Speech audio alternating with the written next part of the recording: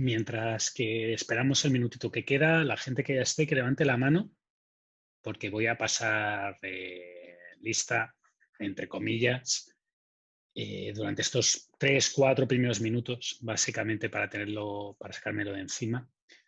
El tema de calcular el error o ver cuál es el mejor modelo es una pregunta bastante difícil. ¿Motivo?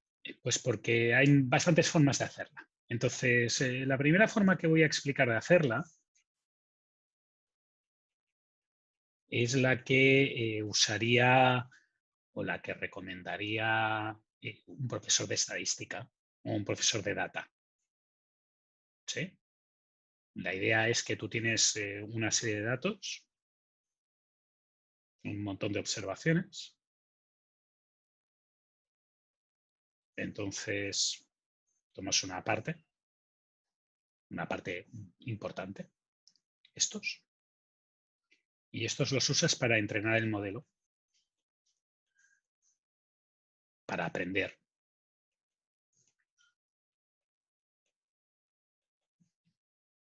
Y luego lo que haces es, desde aquí hasta aquí, con el modelo que has aprendido, ¿sí? Con el modelo que has aprendido en esta parte roja, ver cómo se comporta. Por tanto, lo que haces es hacer un pronóstico y luego calcular un error. ¿Sí?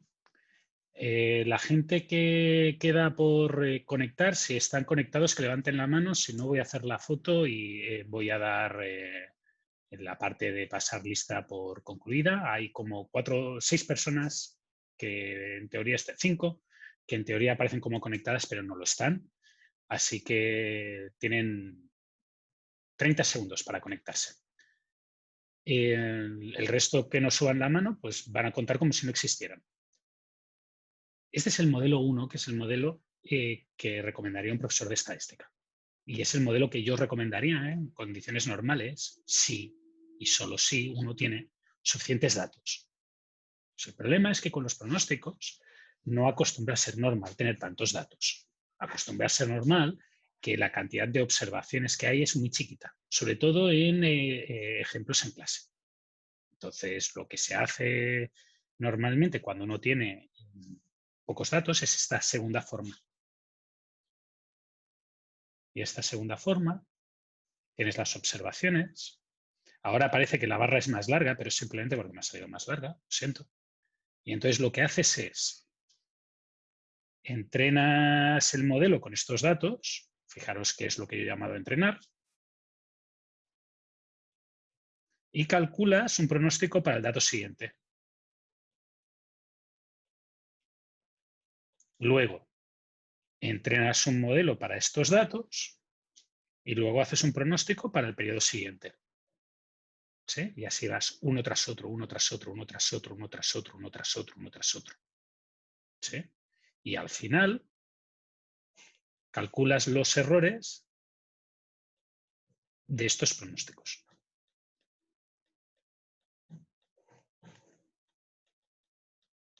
Como digo, este método no es ideal, tiene muchos defectos, pero es lo que podemos hacer cuando uno no tiene suficientes datos. Y como es lo que podemos hacer cuando uno no tiene suficientes datos, nos vamos a conformar. Yo os voy a explicar los dos. Generalmente en una prueba o en un control, uno tiene que ver cuál es el que usa, dependiendo de lo que tiene presente y de lo que le pide el profesor. En la práctica, la solución es usar esto cuando uno tiene suficientes datos, usar esto cuando uno no tiene suficientes datos. ¿De acuerdo? Todo el mundo que está en la sala tiene la mano levantada. ¿Sí? Muy bien. Pregunta, Rubén, dime. En la segunda forma, ya, se entrena, se aprende, se saca el pronóstico y desde ese pronóstico se hace de nuevo ese aprendizaje o se toma todo No, desde un comienzo. lo que se hace en este segundo lo que se hace es, ahora ya podéis bajar la mano. lo que se hace en este segundo es, por ejemplo, se hace un modelo con 5 datos y se calcula el pronóstico del 6. Se hace un modelo con 6 datos y se calcula el pronóstico del 7. Se hace un modelo de 7 Ya. datos y se hace un pronóstico del 8. Se hace un modelo de O 8 sea, datos y se calcula un pronóstico del 9. Y ahora, los errores son el pronóstico que has hecho del 5 contra el dato del 5, el pronóstico del 6 contra el dato del 6, el pronóstico del 7 contra el dato del 7, el pronóstico del 8 contra el dato del 8. Ujú. ¿Sí? Ya. Gracias, profe. Como digo, yo no soy un profesor de estadística. No quiere decir que no sepa estadística, quiere decir que aquí no me pagan por explicar estadística. Por tanto, yo no me voy a meter en las diferencias que hay entre uno y otro. Son grandes e importantes. Lo suficiente como para que se prefiera el método que yo voy a explicar primero. El método que voy a explicar primero es, voy a suponer que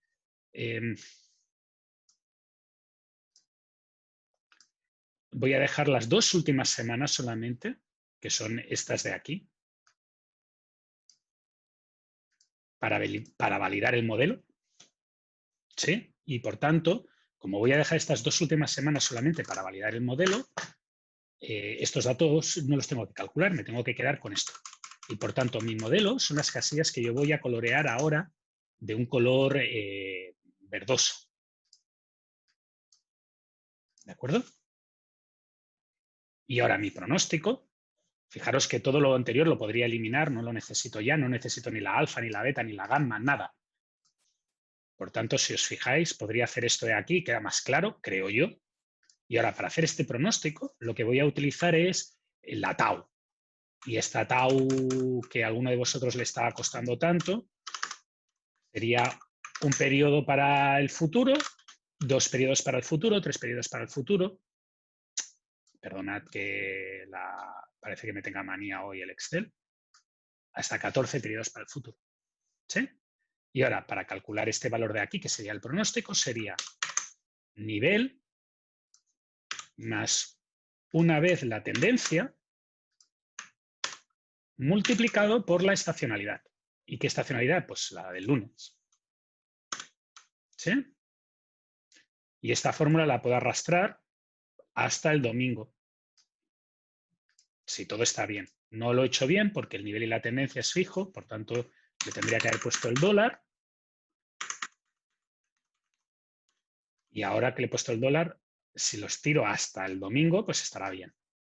¿De acuerdo? Y ahora, para el lunes, pues hago lo mismo. Nivel más tendencia multiplicada por 8 por la estacionalidad del lunes. Y ahora, para que no me pase lo mismo, fijo esto de aquí y esto de aquí. ¿De acuerdo? Y esto sería lo que hubiera pronosticado mi modelo. ¿Sí? Preguntas. Esto es el pronóstico. Y ahora, el error que cometo es el forecast menos el real, pues sería mi forecast menos el real.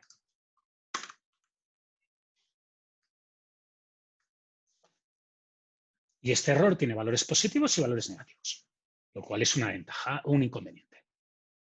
Preguntas. ¿Sí? Esta es la técnica 1. Y aún no he decidido qué hago con estos errores, simplemente he calculado unos errores, a veces me paso, fijaros, me he pasado de 11 y a veces me quedo corto, me he quedado corto de 2. ¿Sí? Esto es una manera de hacerlo. La otra manera de hacerlo, para que entended que no voy a volver a hacer todo el cálculo, porque me parece, vamos, ridículo, lo que hubiera hecho sería tomar la misma hoja de cálculo que he estado reduciendo. Ahora voy a hacer un copiar y un pegar. ¿De acuerdo? Y ahora que ya tengo el copiar y pegar, lo que hubiera hecho es, no me hubiera limitado a tener estos valores de aquí. Así que lo voy a poner sin relleno, sino que hubiera seguido calculando. Por tanto, lo que voy a hacer es arrastrar la fórmula. Y fijaros que lo que no está bien, este tau ya no lo necesito.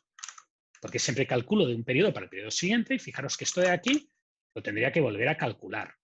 Mis nuevos pronósticos, y ahora el problema que hay es que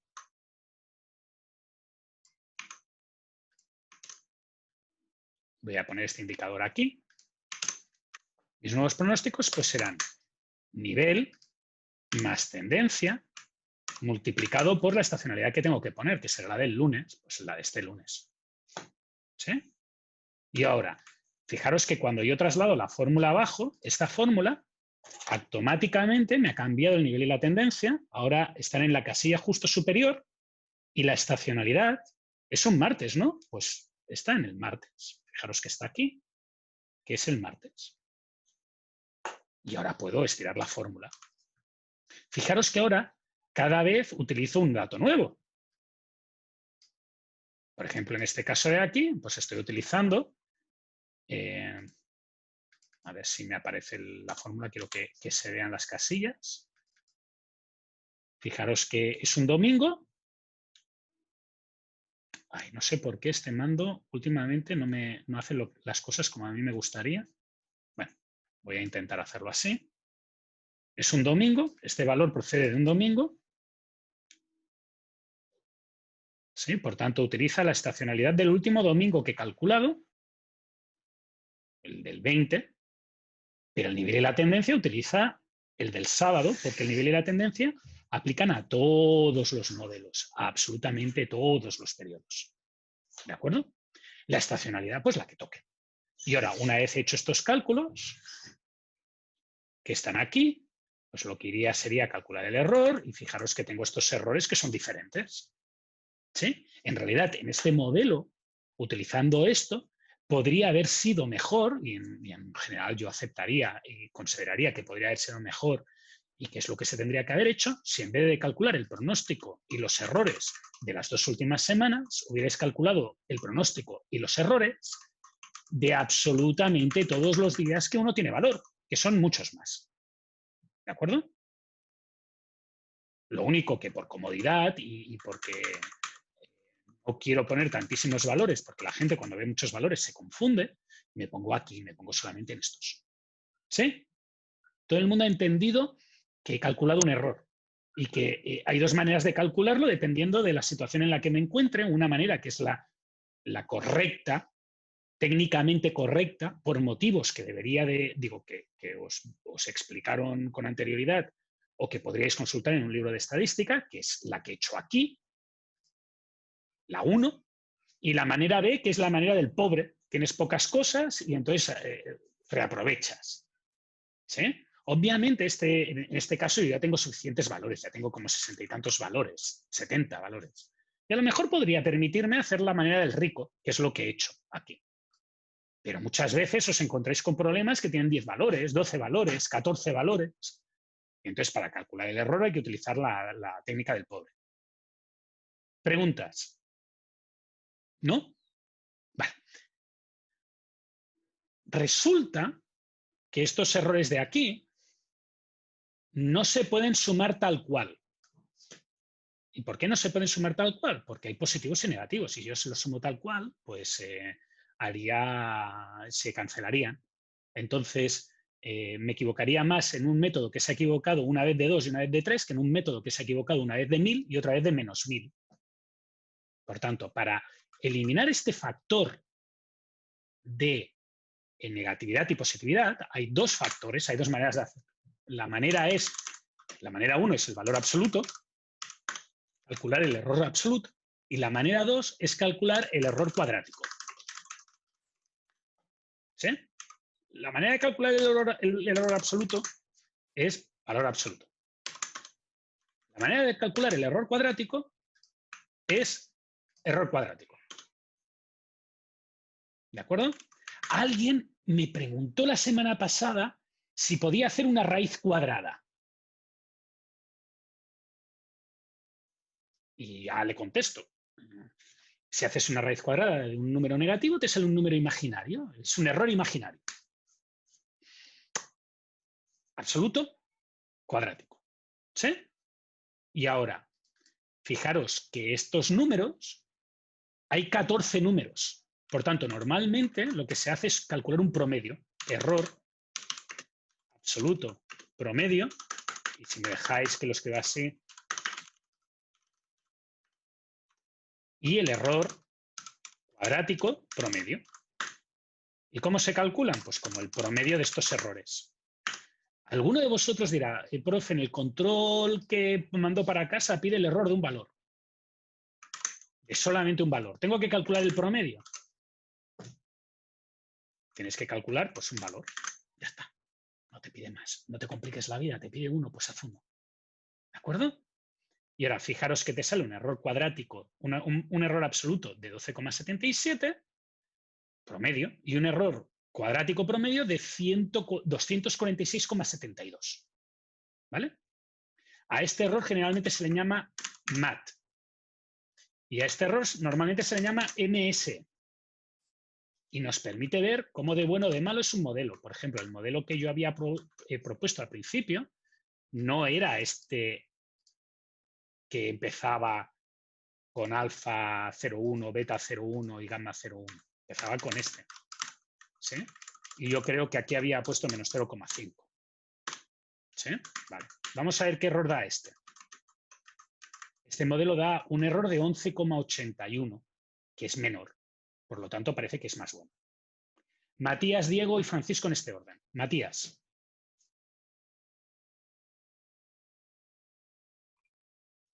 Se le ha comido la lengua un gato. Matías, saca la mano, por favor. Francisco. Profe, sí, Hola. Hola, ahora. Para eliminar el error, o sea, la negatividad, ¿podemos ocupar en cualquier situación cualquiera de los dos? ¿O hay una situación en No, que es más fácil? no, hay diferencias. Es que en realidad hay una tercera, que es el MAPE, que calcula el error absoluto porcentual promedio. ¿Ya? Pero eso te lo explico luego. Ahora, tú has visto cómo Ya. lo calculo, ¿no? El cálculo me parece trivial. No. Sí, sí, sí, sí. Si es Vale. la situación Eso hay es que lo ocuparlo. importante. Lo que quiero que entendáis es que lo que hacéis es calcular un promedio de errores y el error es una diferencia y como esa diferencia puede ser negativa, pues la tienes que transformar en positiva y la puedes hacer considerando el valor absoluto o puedes haciendo un cuadrado. Ya está. ¿Sí? Ya, Eso es lo que quiero vale. que veáis ahora. También quiero que veáis que en realidad lo que se hace, hay dos maneras de hacerlo. Hay la manera que considera un modelo hasta un punto y después se investiga a posteriori, o otra manera que va calculando repetidamente y tenéis que ver cuál es la que os piden en cada momento. ¿Sí? En la Ya, práctica yo os perfecto. aconsejo que el error que uséis sea este. Y finalmente el tercer concepto que yo creo importante que tenéis que saber es que esto te va a permitir de una manera correcta ver si prefieres un 0,3 aquí o un 0,2. ¿Sí? ¿Por qué? Pues porque puedo hacer esto más chiquitín,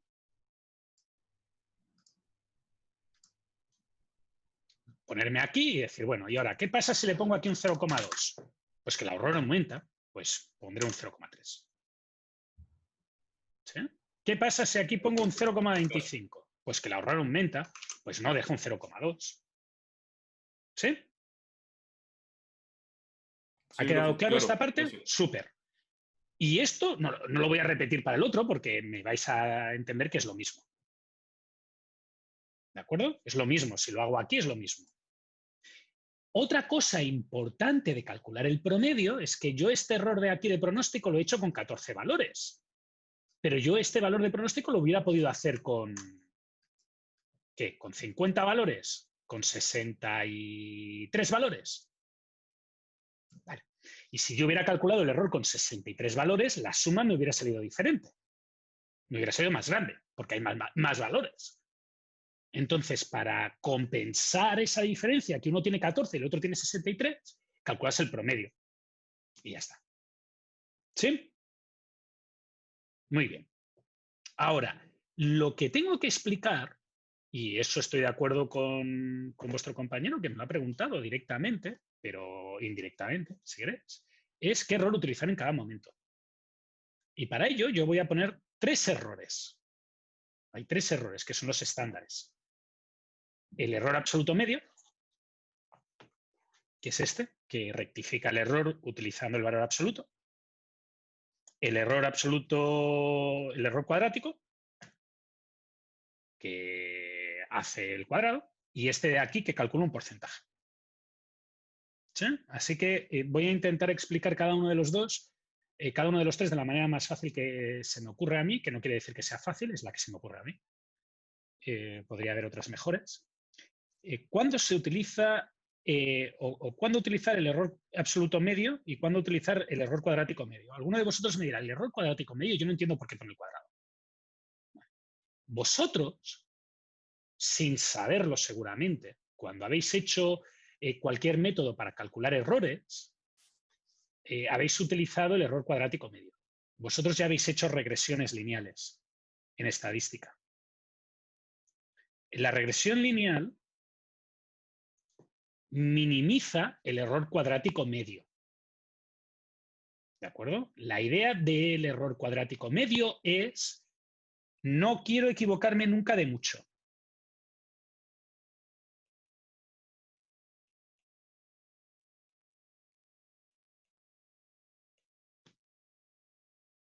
¿Sí? Por ejemplo, al tener un cuadrado, lo que sucede es lo siguiente. Imaginaros un método que se equivoca 1, 1, 1, 1, 1, 1, 1, 1. O un método que se equivoca 0, 0, 0, 0, 0, 0, 0, 8. Vale. ¿Cuál es el error cuadrático? ¿Cuál es el error absoluto medio de los dos métodos? Pues el del método 1 tiene un error medio de 1 y el del otro tiene un error medio de 1. ¿Vale? ¿Cuál es el error cuadrático medio? Pues este también es 1 al cuadrado más 1 al cuadrado más 1 al cuadrado y entre 8 tiene un error de 1. Pero este tiene un error cuadrático de 64, 8 por 8, 64, dividido entre 8, 8. ¿Vale? Por tanto, ¿qué sucede? El error cuadrático, cuando se utiliza el cuadrado, amplifica el castigo por equivocarse. Y al amplificar el castigo por equivocarse, preferirá equivocarse de poco muchas veces que equivocarse una vez de mucho. Eso es el error cuadrático medio. El error absoluto medio no, eso no tiene ningún tipo de diferencia, le da igual. Considera todos los errores, sean grandes o pequeños, por igual. ¿De acuerdo? Este método antes era difícil de calcular. Alguien me dirá, no puede ser que un error cuadrático sea más fácil, a elevar al cuadrado sea más fácil que hacer un valor absoluto. Y la respuesta es sí, porque la función cuadrática es derivable. La función valor absoluto no. Por tanto, cuando lo único que te importa es la suma de errores, irrelevante la escala,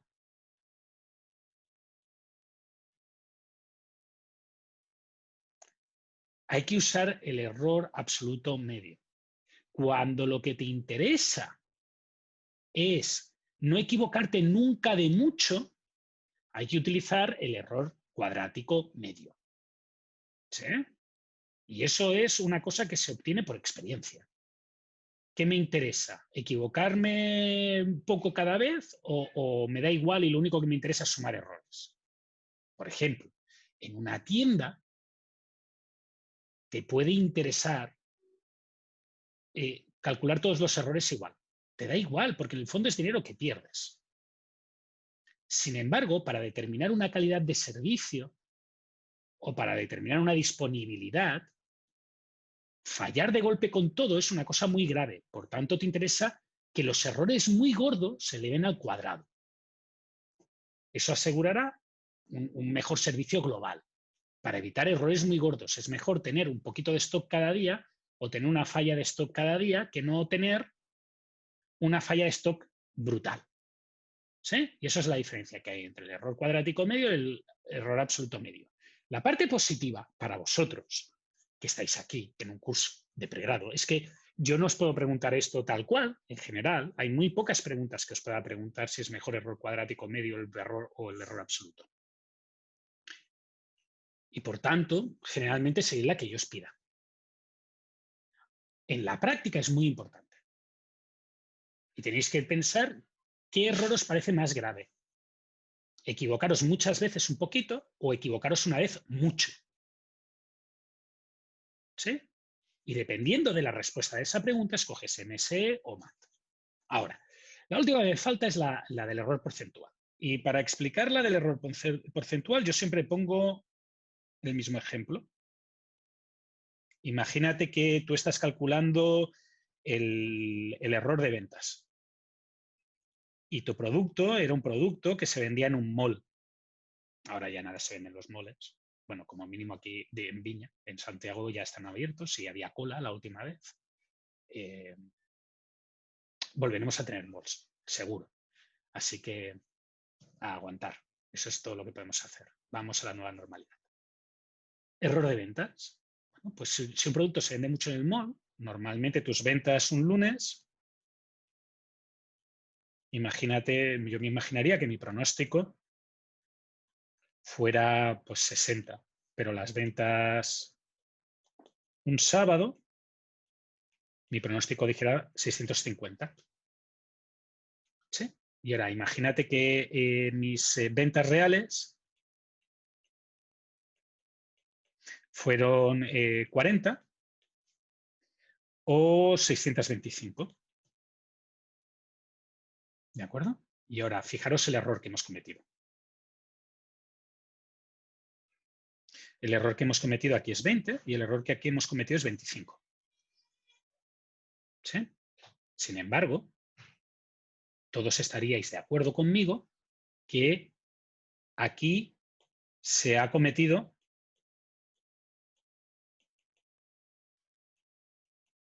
más error. Porque la has pifiado porcentualmente de más. La has pifiado porcentualmente de más. Y si la has pifiado porcentualmente de más, pues tiene sentido que las ventas de este método no considere que el error del sábado es mayor que el error del lunes. ¿De acuerdo?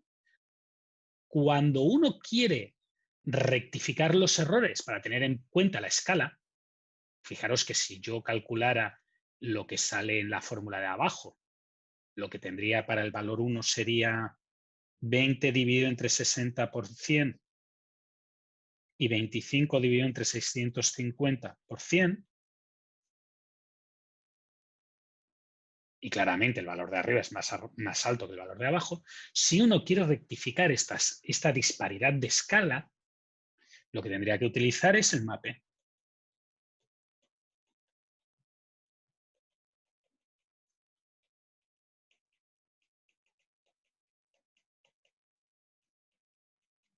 ¿Sí? Volviendo al ejemplo que yo tenía por aquí. Y voy a utilizar, espérate un segundo, esto de aquí. Si yo quisiera tener en cuenta el hecho de que los domingos hay menos correo y por tanto, como tengo menos correo, el error debería de ser menos. Equivocarme de un par de correos es más importante que equivocarme de un par de correos cuando tengo 70, tendría que utilizar MAPE. Porque aquí los cambios de escala, si os fijáis, son grandes, son de 4 a 1. Los números más grandes son de 80 y los números más pequeños son de 10. Pues más de 4 a 1, 8 a 1. Por tanto, como hay un cambio de escala muy grande, a lo mejor me interesa hacer el MAPE para no considerar que equivocarse de 3 con 80 es lo mismo que equivocarme de 3 con 10.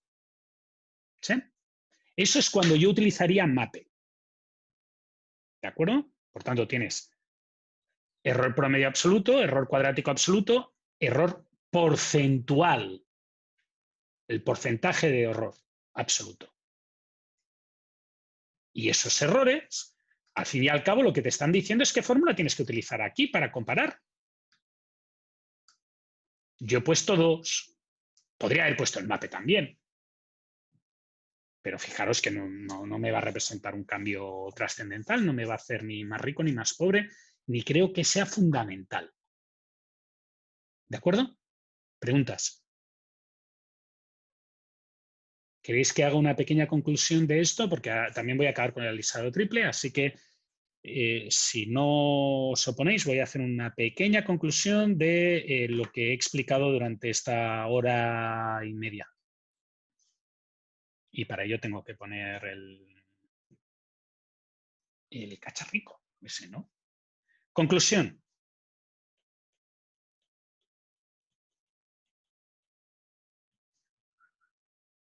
Todos los métodos de pronóstico es buscar valores de un modelo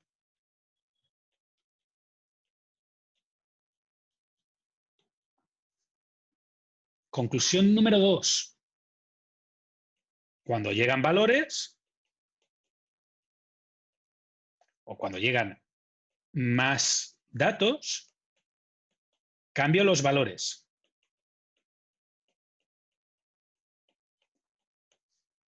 Tercera conclusión. En muchas ocasiones se piden cálculos parciales. ¿Y a qué me refiero con que se piden cálculos parciales? Pues que no se pide que resuelvas todo, que calcules todo. ¿De acuerdo? Hay que ver con muchísimo detalle qué es lo que exactamente se te está pidiendo que calcules. Porque si haces otra cosa, pues estás haciendo otra cosa, no estás haciendo lo que yo te pido. ¿De acuerdo? Más conclusiones.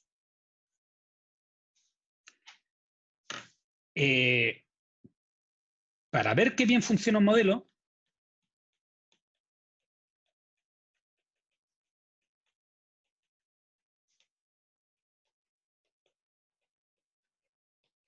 hacemos pronósticos.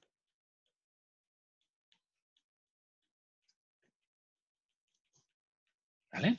Y esto es la única vez que tiene sentido hacer pronósticos del pasado. Lo cual no, en práctica no me interesa. A mí no me interesa saber cuánto, pronosticar cuánto vendí el miércoles. Eso ya el miércoles pasado, pues vendí lo que vendí el miércoles pasado. Por tanto, no hago ningún pronóstico del miércoles pasado. Haré un pronóstico del miércoles futuro. ¿De acuerdo? El hecho de que hagamos pronósticos del pasado es para poder comparar realidad y lo que hubiéramos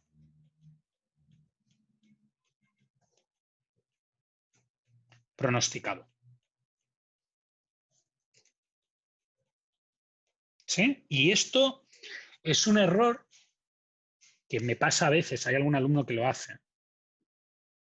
Y quiero dejar clarísimo, porque normalmente es ejercicio mal, directo, que es que para pronosticar el valor del periodo T, de un periodo T, solo puedo utilizar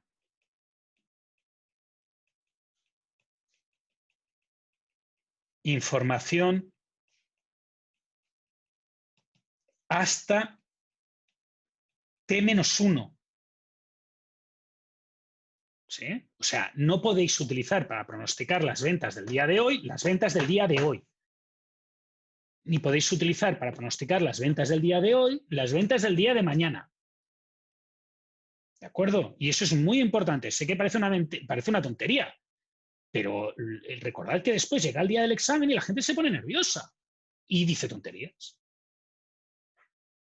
¿Por qué? No porque sea, no es Forrest Gump, no es lo de tonto es quien dice tonterías. No, es que está nervioso. Por eso lo repito así con fuerza, para que no me cometáis ese error, ya está. ¿De acuerdo? Y ahora, tercera cosa. Cuando uno tiene errores,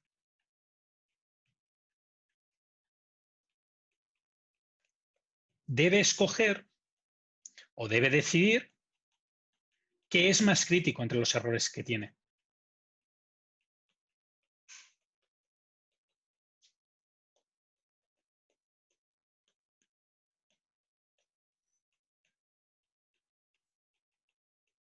y decidir la fórmula acorde, decidir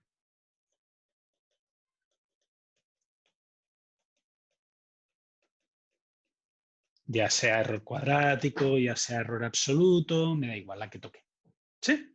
Y eso es todo lo que hay de alisado, no tenemos más. Hay que ir con cuidado, sobre todo con las fórmulas. Por favor, no memoricéis las fórmulas, por favor, entended las fórmulas. Os aviso que las fórmulas van a tener un giro de vuelta en la prueba. Y dicho esto, paso a la regresión lineal, que es lo último que me falta de pronósticos. Y lo último que entra en la prueba. ¿Vale? Si no tenéis dudas, pues avanzo. Regresión lineal. Muy bien. ¿Qué es la regresión lineal? Normalmente la regresión lineal es un modelo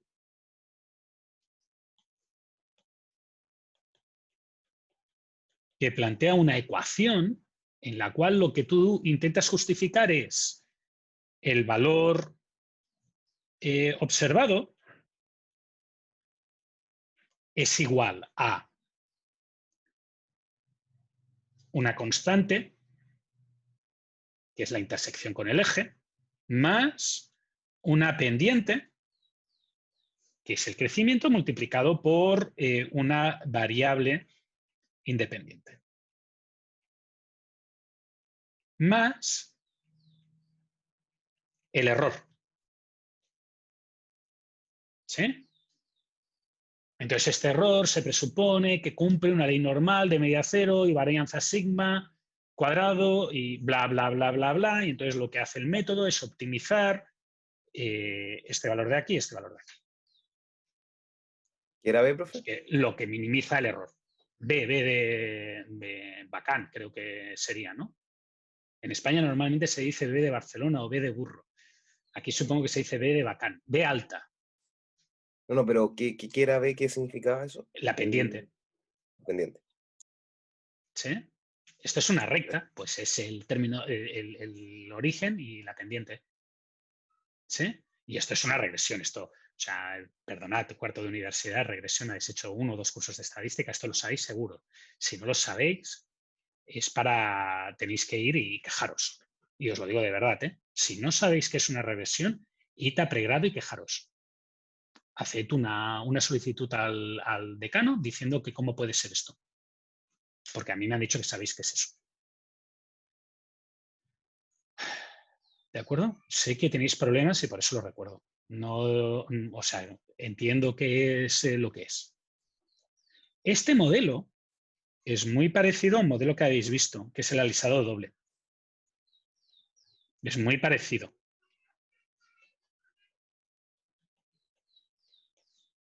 Donde A es el nivel y B es la tendencia.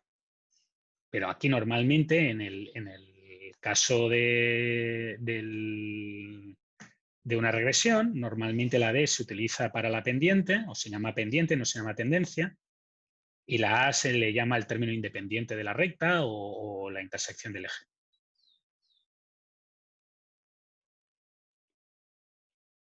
Las regresiones lineales no se pueden utilizar generalmente para hacer pronósticos de series de tiempo. ¿De acuerdo? Y esto voy a ser muy insistente. Existen una serie de hipótesis en la regresión lineal que no cumple una serie de tiempo. Por tanto, estáis utilizando un método que no funciona por diseño.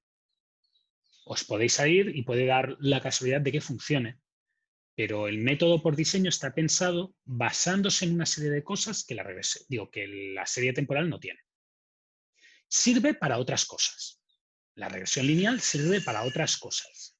Y esas otras cosas, cuando sirve, hay que usar regresión lineal, no hay que utilizar una serie de tiempo. Entonces, yo voy a poner un ejemplo para que quede claro cuándo se tiene que utilizar una regresión lineal. Voy a poner 2.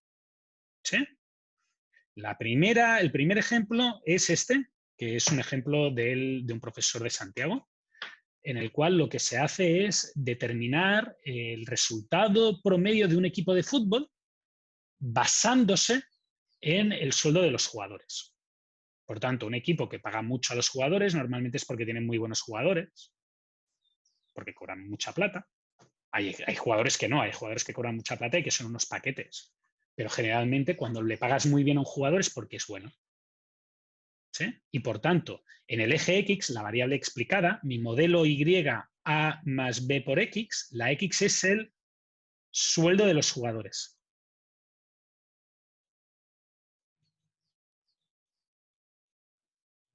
Fijaros que no tenéis que ser grandes entendidos de fútbol para suponer que cuanto más pagas a tus jugadores, más buenos son y más posibilidades tienes de ganar la liga. Creo que nadie tiene que ser un experto en eso. Y tampoco creo que nadie tenga que ser un experto en fútbol británico. Yo no lo soy. A mí no me gusta el fútbol. Pero estos nombres que hay aquí arriba, que son los que pagan más a los jugadores, esto que tenéis por aquí, los debe de sonar a todo el mundo. El Manchester United, el Chelsea, el Arsenal, el Liverpool, el Manchester City, que son los que ganan siempre. ¿Sí? Y también hay los que pierden siempre. Scunthorpe, o como sea en inglés. No tengo ni puñetera idea de cómo se pronuncia esto en inglés. No tengo ni idea. O Doncaster, o Crewe. Son equipos, pues, bueno, más malotes. ¿Sí? Por tanto, normalmente pierden. Y no es que sean más malotes, es que tienen menos plata. Y eso es lo que estoy intentando explicar con mi modelo. Aquí a la Y tienes la posición en la tabla. Por tanto, cuanta más plata, mejor posición. Y esto puedes hacer una fórmula y te sale una regresión como esa de arriba, con unos logaritmos que tenéis explicados abajo, pero eso no me importa. Que explica como el 90% de la variabilidad del fenómeno. ¿De acuerdo? ¿Sí? ¿Todo el mundo está de acuerdo? ¿Cuándo se tiene que utilizar una regresión? Pues cuando uno tiene una buena variable que explica el fenómeno. El ejemplo típico que yo pongo en Chile es, si tú tienes una variable que explica el fenómeno llamado crecimiento de la economía chilena y lo asocias con otra variable que se llama valor del precio del cobre, pues generalmente la economía chilena crece mucho en los años en que el cobre está muy alto de precio y crece poco los años en que el cobre está barato. Por tanto, ¿necesitas una serie de tiempo? No, si sabes el precio que va a tener el cobre, pues puedes utilizar un modelo como este y seguramente será mejor. ¿De acuerdo? Muy bien. ¿Por qué digo que una regresión lineal tiene sus límites? Porque por diseño, una regresión lineal está pensada para hacer pronósticos en esta escala,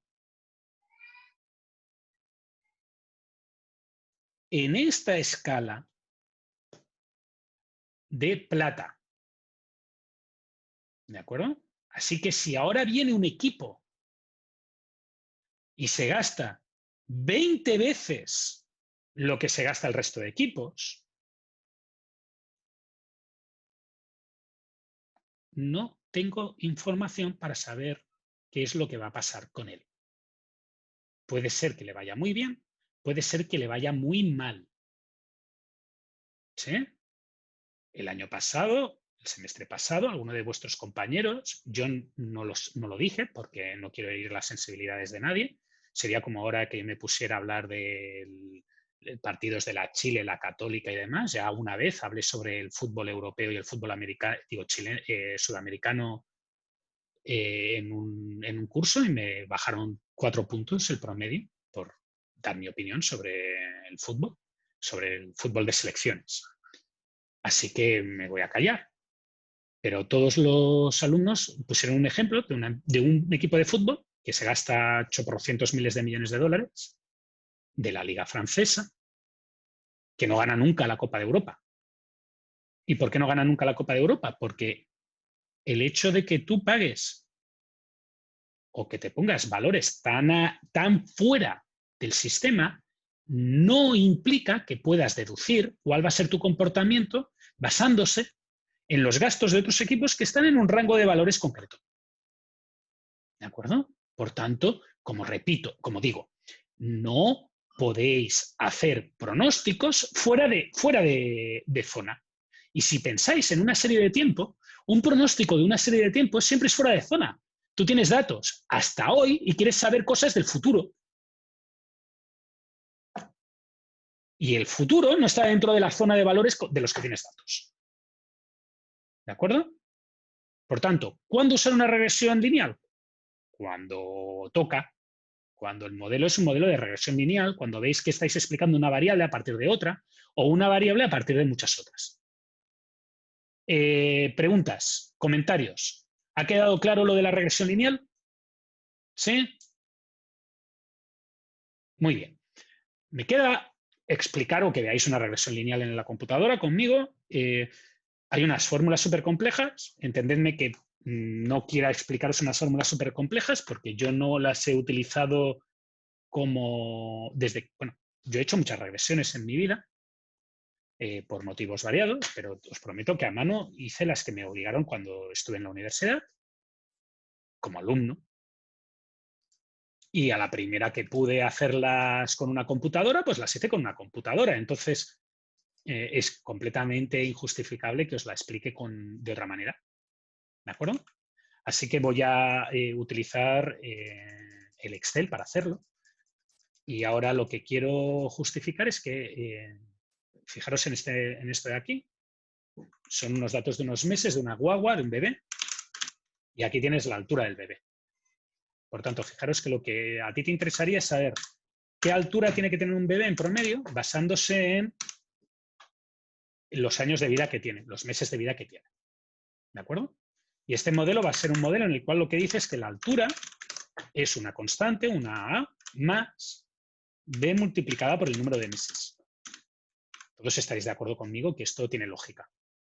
¿Sí? Por tanto, si yo ahora pongo qué tiene que calcular el ordenador, pues lo que necesito es calcular la A y lo que necesito es calcular la B. El valor de A en Excel se puede calcular con una cosa que se llama intersección punto eje. Y el valor de B en el Excel se puede calcular con una cosa que se llama pendiente. Si alguno de vosotros tiene otro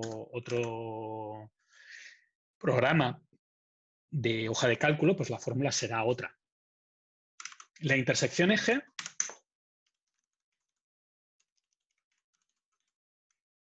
abrís y fijaros que os pide conocido Y, conocido X.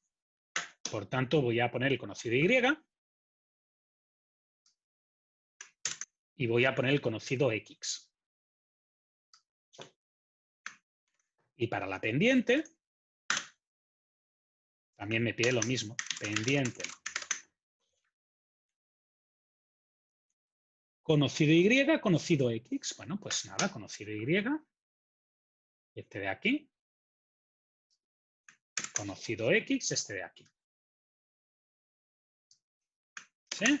Por tanto, lo que me dice este modelo es que la altura de un bebé es 64,22 más B por el número de meses que tiene. Para que veáis que tiene sentido, pues vamos a ver un niño de 3 años. Un niño de 36 meses. Bueno, pues la altura del niño de 36 meses es 64,222 más B multiplicado por 36. Pero en realidad voy a poner esta casilla de aquí para que no haya tantos problemas. 88 centímetros. ¿De acuerdo? Es un niño normal. Tirando alto. Mi hijo es enanito, mide mucho menos. Es pequeñito. Mi hija no, mi hija es más alta. Pero ahora, suponed para que veáis lo que os estaba explicando de la deformidad de mirar fuera de eje. Esta fórmula sirve para bebés, sirve para niños pequeños. Porque si yo le pongo mi edad, 43 años más 4 meses, yo tengo que medir 4 metros y 12 centímetros. ¿Por qué? Pues porque si os fijáis, los datos que hay aquí están asociados a niños entre 1 año y medio y 2 años y medio. ¿Sí?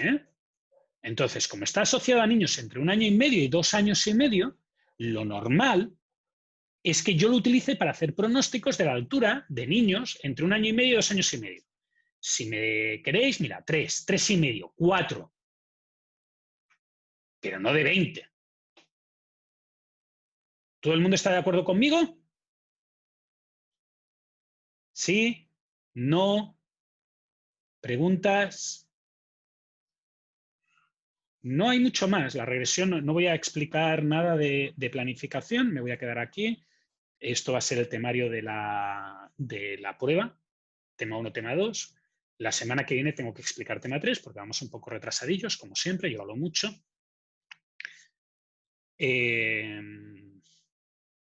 Respecto a lo de alisado exponencial doble y triple, yo voy a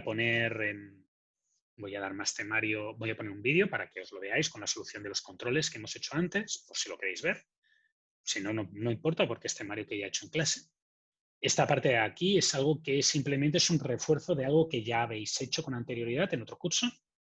Importante que veáis la relación, porque la regresión lineal sirve para muchas cosas, entre ellas para hacer pronósticos. Pero un pronóstico, por ejemplo, que dijera si te gastas más dinero en publicidad, vas a vender más. Ese sería el tipo de pronóstico que puede hacer una regresión lineal.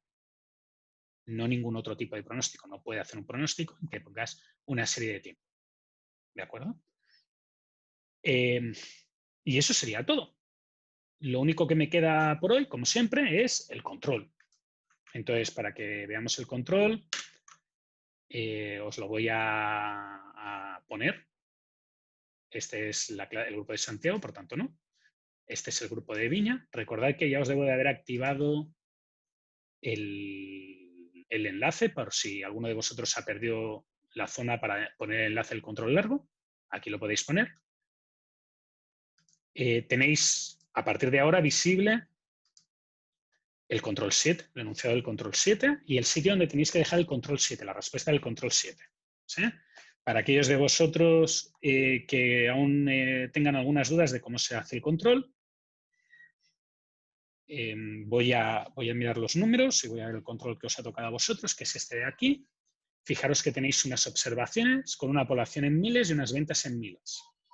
Y os está pidiendo un modelo lineal, ¿vale? Un modelo lineal que quiere saber las ventas en millones de una pizzería basándose en la población en miles. Por favor, no me preguntéis qué es Y y qué es X. Tenéis que deducirlo del modelo. ¿Qué es lo que quiere la empresa determinar? Eso es la Y. ¿Qué es lo que la empresa tiene como dato? Eso es la X. ¿De acuerdo? Lo digo porque no pienso contestar cuál es la columna que representa la Y y cuál es la columna que la representa la X. Esa es vuestra pregunta. La fórmula de pendiente y de intersección de eje la voy a dejar el Excel, voy a abrir de nuevo el Excel para que la veáis. ¿De acuerdo? Y ahora, lo único que me falta es qué es X1, X2, X3 y X4. Fijaros que esto vuelve a ir con el root. Mi root es este, perdonad.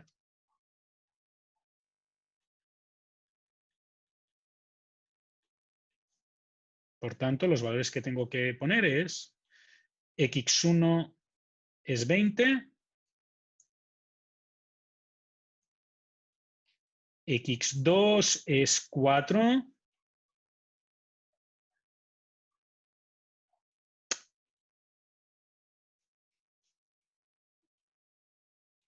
X3 es 9, digo es 4 y por tanto corresponde a un 9. Y X4 viene del 6, es 9,5.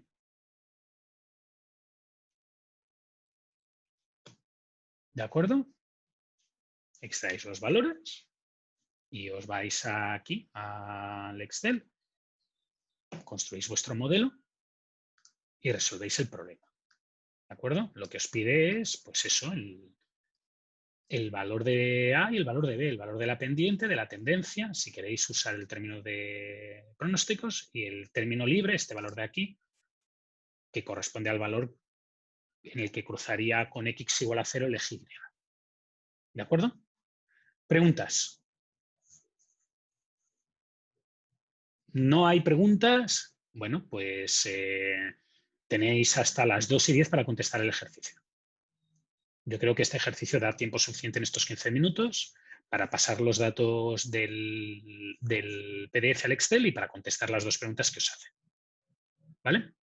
Cualquier cosa, yo voy a quedarme por aquí, voy a seguir estando conectado. Apuntaros las fórmulas que he puesto ahí a la derecha. Si alguno utiliza Otro solver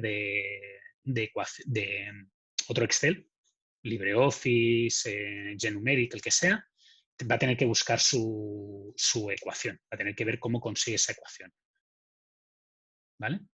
¿Dudas? ¿No? Muy bien. Pues yo quedo por aquí, atento a cualquier pregunta que podáis tener. Cualquier cosa que queráis, pues ya sabéis, me contestáis y cuando vayáis acabando de contestar el enunciado, pues os despedís si queréis y si no, pues nos vemos la semana que viene, el lunes, que empezaremos el tema 3.